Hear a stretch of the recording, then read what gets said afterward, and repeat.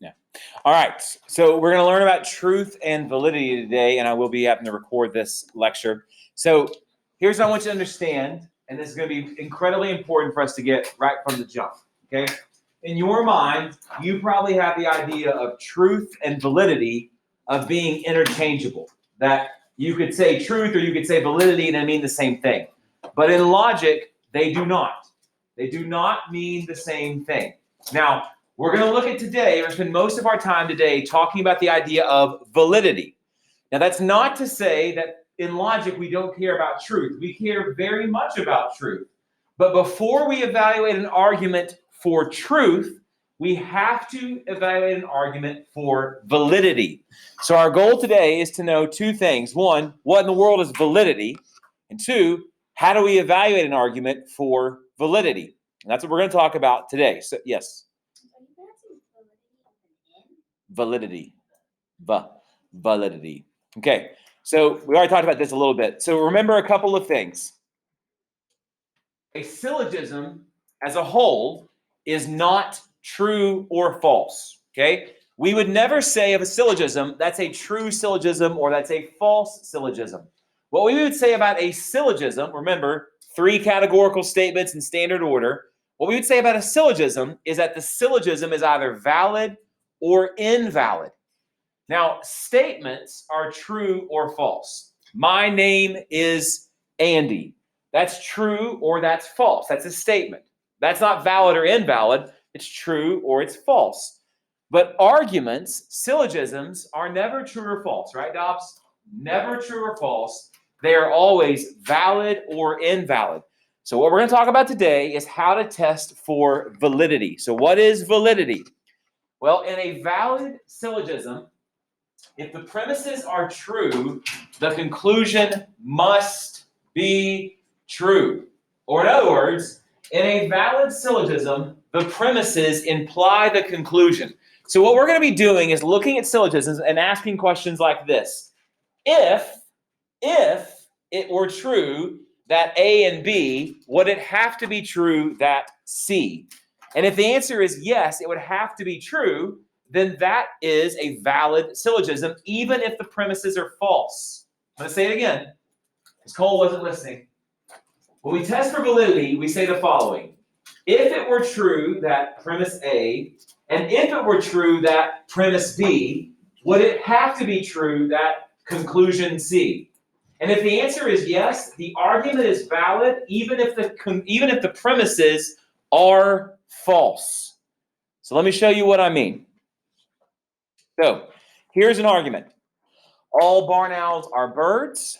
All barn owls are mice eaters. Therefore, all birds are mice eaters. So let me ask you a couple of questions. First, are both of those premises true? Yes, both of those premises are true. Okay, is the conclusion true? No. Okay, so that means that this syllogism is invalid. Because remember, in a valid syllogism, true premises must yield a true conclusion. But in this syllogism, you might say it like this. If it were true that barn owls are birds, and if it were true that all barn owls are mice eaters, would it have to be true that all barn owls are mice eaters? Sorry, let me say it again. If it were true that all barn owls are birds, and if it were true that all barn owls are mice eaters, would it have to be true that all birds are mice eaters? No, it wouldn't have to be true, and therefore it's invalid. So in this case, you've got 2 true premises and a false conclusion, so that is an invalid syllogism. Clayton.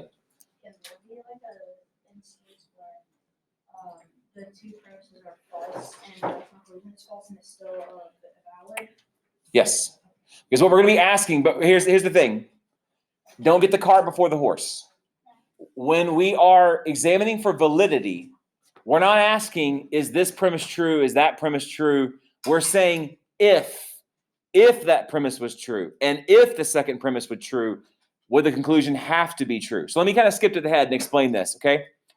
Let's say that someone gives Malachi an argument about why he should do something. They say, Malachi, premise A, premise B, therefore conclusion. The first thing Malachi should do is examine their argument for validity. He should ask, is the form valid? And if the form is invalid, he doesn't even have to examine the premises. It doesn't matter if the premises are true or false, toss it, because the argument is invalid. But if the argument is valid, then, Clayton, you start looking and saying, okay, is premise 1 true? Is premise 2 true? Okay, well, the form is valid, the premises are true, so the conclusion has to be true. Even if you don't like the conclusion would have to be true, okay? So that's what we're doing here, all right? So, James, you had a question? Is this supposed to be reminding me a little bit of sub-implication? Yes, that's why we learned sub-implication, to kind of help you with this, yeah. Because it's that same relationship. If this was true, would this have to be true, okay? Ladies, can I just, here, I'll just hold on to that. Just be safe, right? There, okay. So let's look at another syllogism. All mice are rodents. All rodents can fly. Therefore, all mice can fly. Okay? Are both of those premises true? No. Thank God all rodents can't fly. That would be a terrifying world to live in. Okay? Is the conclusion true? No, it's not. Mice can't fly. Okay, so here's my question. Is this syllogism valid or invalid? It's valid. No, she missed it. It's valid. Now, let's walk through this and understand. Say it like this, Dobbs. If it were true that all mice are rodents, and Dobbs, if it were true that all rodents can fly, would it have to be true that all mice can fly? Yeah, it would have to be true. Now, again, once we said, okay, this argument is valid, then we would start examining the premises. So, Holland, is premise 1 true? Yeah. It is. Is premise 2 true? Yeah. Okay, so then we can stop right there and say, okay, the form is valid, but this argument is unsound because it's not true, and therefore I don't have to go with your conclusion. Your conclusion doesn't have to be true. Okay, your conclusion has no power over me. Okay, but first we have to test for validity. So if somebody came up to you and said this to you, you would have to at least acknowledge, well, that is a valid argument. The form is correct. Okay, because remember, a valid syllogism is not one in which the premises and the conclusions are true. But a valid syllogism is one where if the premises were true, the conclusion would have to be true. Yes? Less more confusing. What's another thing, like with the belief of like Mormons? I think Matt and I watching a video on this a few days ago that dad was that they say a lot of the same things as the Bible, but when they talk to you about it, they keep a lot of things out. So how would you figure out with that when they say like a lot of things? Mm-hmm. Well, one of the things, Amaya, that we're going to do, and I don't know if we're going to get there this year, but Lord willing, we will next year, is if you've noticed, and I'm sure you have, normal people don't talk in categorical syllogisms, right? Like no one comes up to you and is like, no S or P, some S or not P, therefore some S or P, right? Like no one talks like that. But one of the things that we're doing is we're learning how to evaluate syllogisms because next semester probably we're going to learn how to take normal English, like the kind of things you read in a magazine or you hear on a podcast, and we're going to learn how to turn them into categorical syllogisms and then evaluate them.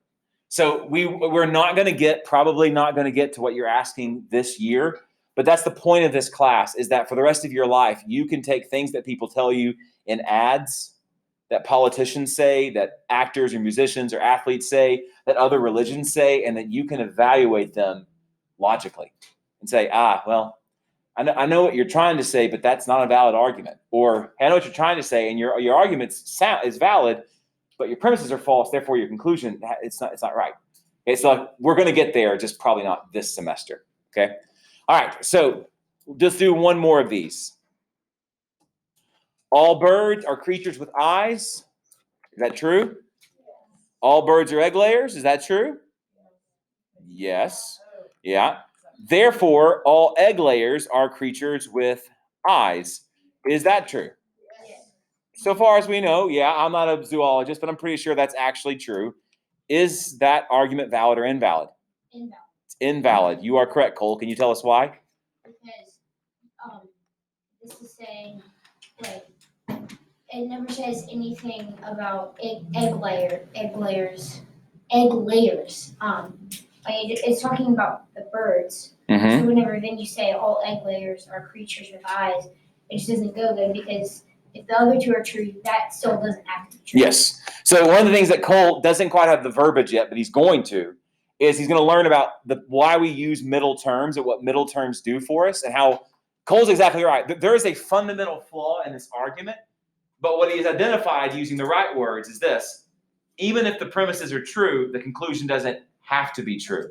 Now, let's say that you're not really sure about this whole birds and egg layers kind of situation, and so you don't really know. So here's the thing that you can do. This is like a little superpower for you in logic. Let's replace something. Because remember, all we're testing when we test for validity is we're testing the form. So here's what we can do. We can replace egg layers with living creatures. Watch this.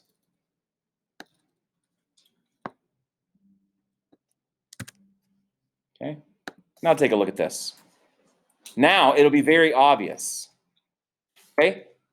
All birds are living creatures, all birds are creatures with eyes. Is that true? Yes. All birds are living creatures. Is that true? Yeah, real true. All living creatures are creatures with eyes. Is that true? False. That's false. So now I have a syllogism, and I have two easily recognizable true premises and a false conclusion. Therefore, it has to be invalid. So when we hold on a second. When we're checking for validity, the only thing we're checking is the form of the argument. So somebody remember back to last lesson. What type of argument? What's the form of that argument? That's an A what? It's an AAA2. It's an AAA3. Because the middle term is birds, right? Yeah. That's an AAA3, which means it doesn't matter what the major term, minor term, and middle term are. Every AAA3. Because that is an AAA3 that's invalid. Every AAA3 is invalid. Every AAA3 in the entire universe is an invalid argument.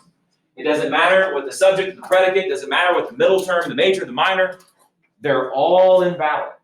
So when you're testing for validity, you can change the words around. Right? I can switch it around. I can say, all right, all dogs are cats, all dogs are squirrels, therefore all squirrels are cats. Right? Like you can change it. It doesn't matter because you're testing for the validity of the form, the AAA3 form. So here's what you would do. You would switch out these words, you test for validity, and if you find out the form is invalid, you stop right there and you just say, I'm moving on. This argument is not valid. But if you discover that the argument actually is valid, then you have to plug back in the original words and examine the premises to see if they're actually true. Okay? Clayton? Was the one before with the egg layers, was it invalid because all birds are egg layers, but not all egg layers are birds? Well, it's invalid technically, Clayton, because I'm not going to make claims about biology that I can't support. It's invalid because, like Cole said, if the premises were true, the conclusion doesn't have to be true. Okay? Even if it did happen to be true, it doesn't have to be true. And that's what we're checking for validity. If and have to be. Those are your big words. If the premises were true, would the conclusion have to be true? If and have to be. And in this case, no. If the premises were true, the conclusion doesn't have to be true. It might be true, but it doesn't have to be true. Therefore, invalid. Okay? Now, again, like I said, once you've determined the validity of a syllogism, you can then go on and examine the individual premises to say, is this true or false? But if it's invalid, there's no need to investigate any further. If it's valid, you can take the further step of deciding whether the premises, and therefore the conclusion, are true. So let's give you one that you're going to be a little more comfortable with, okay? All babies are humans. All humans have souls. Therefore, all babies have souls. So first, let me just ask you this. Is this argument valid? Take a look at it. Is this valid? Now, don't just say yes because you're a Christian and you think it's true. Examine it critically. Is that a valid syllogism?